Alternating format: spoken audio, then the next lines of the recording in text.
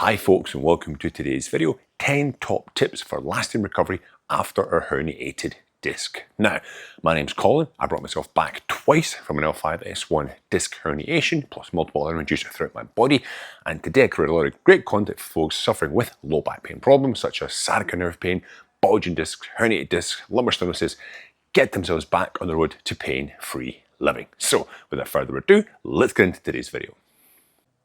So folks, welcome to today's video, my top 10 tips for lasting recovery after a lumbar herniated disc. Now, I did mention in the intro that myself, I've had actually twice, I've herniated my L5-S1, 20 years apart.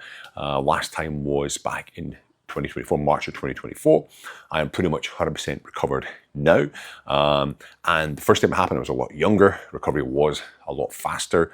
You know, I came back from pretty much being unable to walk for a couple of weeks, just with severe agonizing sciatica nerve pain. Brought myself back to full strength, avoided surgery, which was great because that was an option on the table, of course. And I was able to get back to full lifting, activities, Brazilian Jiu-Jitsu, you know, heavy weightlifting with some videos going to flash up there. Doing a pretty heavy deadlift there, throwing some tires around. So I was back to my full strength. However, unfortunately, I did re-injure myself a couple of years ago. It's been a longer process this time around because I'm 20 years older, of course, right? But I've brought myself back again from the brink, avoided surgery one more time. And not only that, I've had numerous other injuries. I carry torn meniscus in my right knee. I've got torn ligaments in both hips, torn labrum in my left shoulder.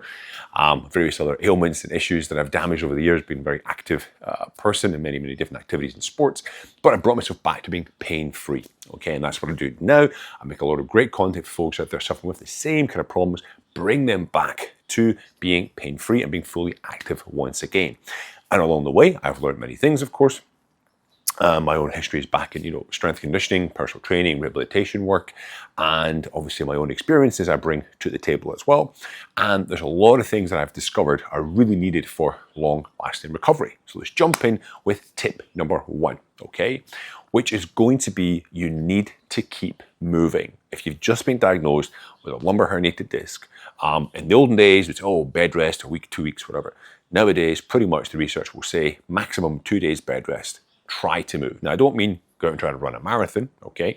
It's more about small movements throughout your day, okay? You may find that your pain relief position is lying face down or lying on your back with your legs elevated, but between those times, you want to get up and just move around. Take a small walk around the flat, around the house, around the garden, if possible, okay? Try to do some core bracing work as well, all right? You want to move as much as you can in the early days just to keep with blood flow moving, taking inflammatory material away from the injury site, okay? Bringing nutrients and stuff to the injury site to help repair, all right? So number 1 is you want to keep moving, okay? Number 2, very important in the early days of the injury, right?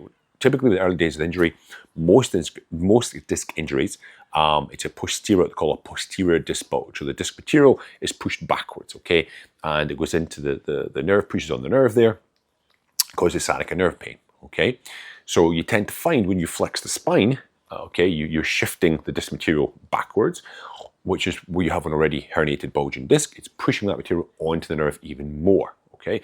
So one thing I recommend is in the early days, right, you want to try to avoid spinal flexion for the first 3 to 4 hours of the day, okay? There's a lot of research behind that. I will link in the description below some of these links. You can go and check out more information on that. They found that the researchers found that people had much less pain, okay, like pain episodes, and also the pain intensity was also lower, just by doing this really simple fix, no money required. And, you know, I won't go into all the physiology, but basically there's more risk of injury and the disc is larger first thing in the morning. So if you can avoid flexing forward, you're going to decrease that pain response, okay? Eventually you will have to learn to flex the spine again. That's what a healthy spine can do. But in the early stages, you may benefit from not flexing forward, okay? Try to avoid it as much as you can in those early days, all right? Now, number 3, moving on, you want to be able to train not just your core, but the whole body as one, okay? This is something I put across to a lot of my clients and people who come on to talk to me on the free advice call is a lot of rehab focuses in the beginning on just your core, okay? Bracing your abs, you know, Mackenzie, bird dogs, you know, dead bugs, etc. That's great, okay? They should be part of a plan, but in my opinion, again, coming from strength and conditioning background, and looking at sort of the movements biomechanically, physiologically, you want to encourage whole body strength, right? If I go to open a door, okay, it's like a pull door, right? It's not automatic. I need strength in my arm and my back to pull that door open, or my chest, front delts, if I'm going to push that door open, right? If this is weak, okay, and I'm trying to pull, all that stress is going into my back, okay?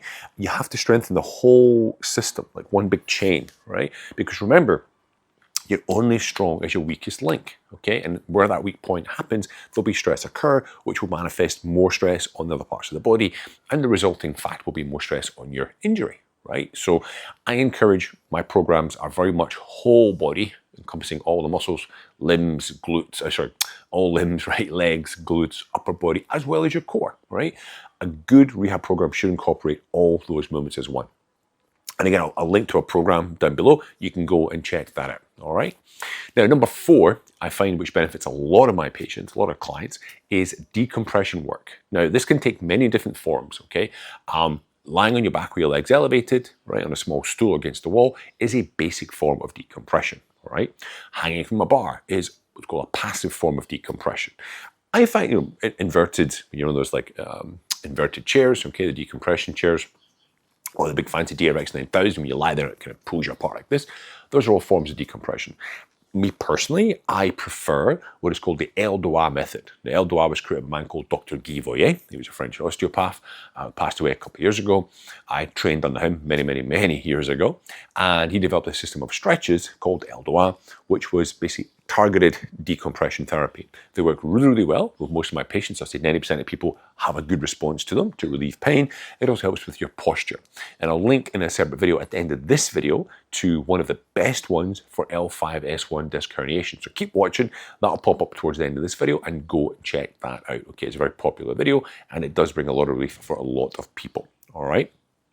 Now, number 5 is going to be resting.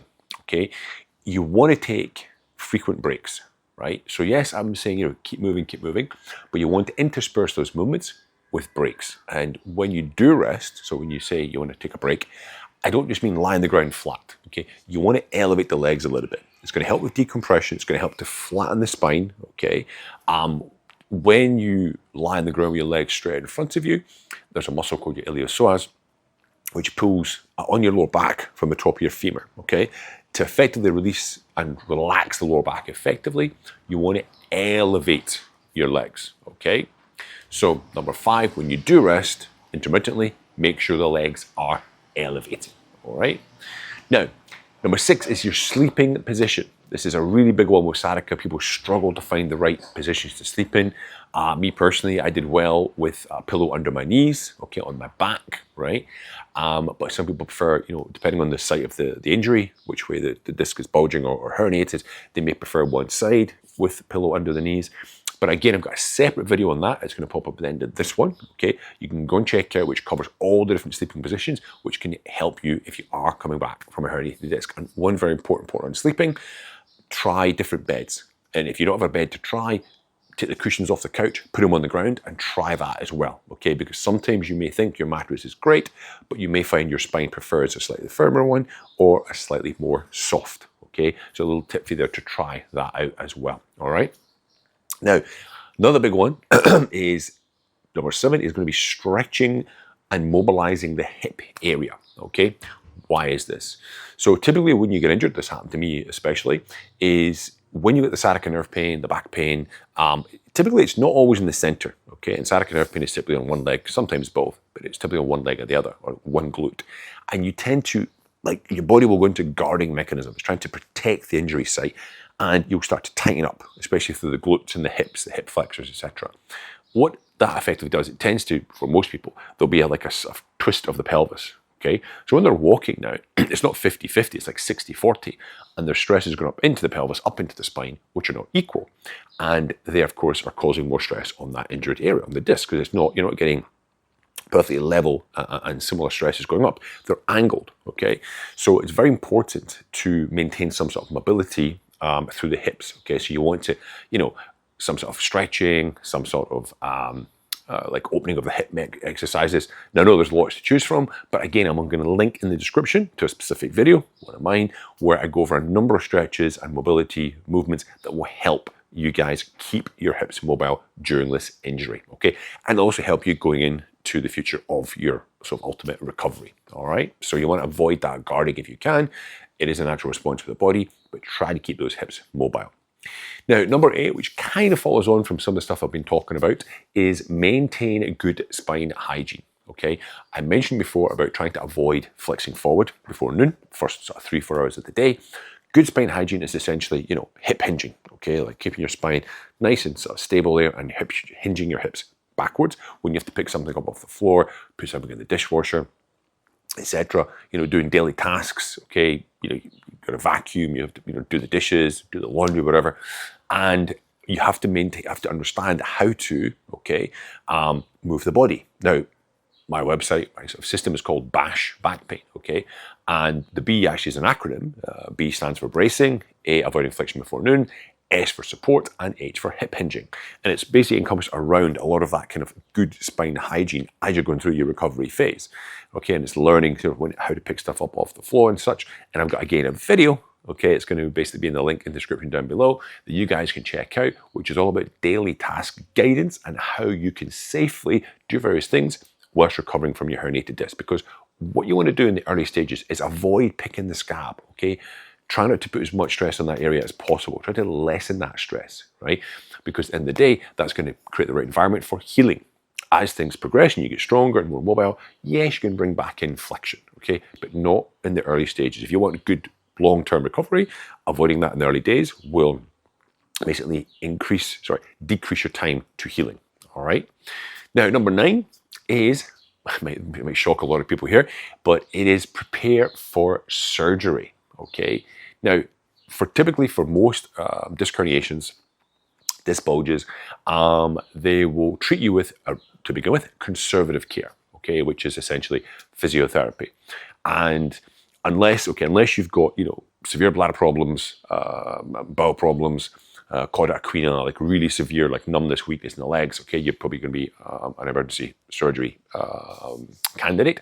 However, most, or even surgeons, neurologists, okay, orthopedics, they'll say, okay, let's try conservative care for a couple of months, see how you respond to that, okay, and then we will see, okay. So when I say prepare for surgery, right, you still go into your rehab with this approach, like, I'm going to get through this, because if you just say, screw it, I'll just get surgery, I'm just going to sit back and do nothing till my surgery date, which could be, could be next week, but it might be more like a month or 6 weeks away. Okay, if you do nothing, your body will continue, okay, to atrophy, to get weaker, okay, you're going to lose muscle mass. And it means that when you come back to the rehab, it's a much longer hill, okay, higher hill to climb. If you continue to do rehab, we call it prehab, prehabilitation, right? You're going to be in a much stronger position going into the surgery, which means you'll come back from the surgery much faster, right? So don't just, to hell with it, right? I'm not going to do any exercises because I'm going for surgery in 2 or 3 weeks' time. No, do stuff. Do bird dogs, do some core, do some upper body, right? Get ready, okay? Get yourself in the best position possible to come back from surgery, all right? Now, last one, number 10, which may seem obvious, okay, but a lot of people don't do it, is do start a rehab program, okay? Find a good physio, right? You want to be doing that kind of activities, in my opinion, 2 to 3 times a week. Really 3 times, 2 you'll get some result, but 3 minimum. Plus, they should be giving you homework, okay? Stuff to do at home on the other days, right? When you go to physio, make sure you ask questions, right? Have you treated people with this problem before? Have you had this problem yourself before? Okay, are you going to give me homework to do, right? The reason I say that is, you've got 168 hours in the week, okay? You go to physio 3 hours of that week, right? You've got 100 odd hours, 165 hours to mess things up, okay? Between bad spine hygiene, bad sleeping, doing too much yard work, whatever it could be, in the garden, all right? You've got to be doing stuff outside of your rehab program. Could be the best in the world, right? But you've got to be doing stuff outside your rehab program to get you, okay, back to that pain-free living. And as I said earlier, you want to make sure that rehab program contains whole body movements, whole body exercises, right? If it's just simply core, okay, you're going to get nowhere, right? You want it to be progressive, graded exposure. What do I mean by that? Well, one of my big complaints, if you will, of general physio is it's too generic, right? You will go there, oh, lower back injury, okay, you're going to do 20 hip extensions, 20 dead bugs, some on the knees side plank, a bit of ice to finish, and then a bit of massage in your home, okay? And you do that week after week, week after week, month after month, and you see no progress. Why? Because you're not being stimulated enough to get progress. You have to overload the body to create an adaptation, create stress and adaptation, to force the body to adapt to that stress. If there's no stress there, your body won't adapt, right? So you've got to make sure you're in a good physio program, which that is happening, okay? Don't be afraid to ask your physio questions, right? If something hurts you during physio, say something, right? Tell them, I don't like this exercise. If they try to force you to do certain things you don't want to do, question it. Look for a different physio, right? I've got loads of videos on here which are based around beginner exercises, intermediate, advanced, etc. You can do a lot of my work from my YouTube videos and get yourself back to optimal health. And there's a lot of great content providers out there who do a lot of the same kind of stuff that I do. So there's enough stuff out there, but I know sometimes it's hard to put it together into your own plan. But if you are struggling, okay, with your own low back pain, your herniated disc, bulgy discs, feel free to reach out. I do a free discovery call, 45 minutes, 1 hour, okay? And on that, I'll give you some advice, things to do, how to kind of structure your plan itself. So feel free to reach out, the link's down below. You can book a call and I'll speak to you soon, all right, on that. Now guys, listen, there's my top 10 tips for your lasting recovery of a herniated disc. I hope it's been useful for you folks, all right? If you've enjoyed this content, hit that subscribe button for more great content coming your way every week. Don't, of course, forget to like and share. Share it with somebody else you think may need help with this. Feel free to share it. And again, please comment with your own issues down below. And I'll see you guys next time. Have a great day.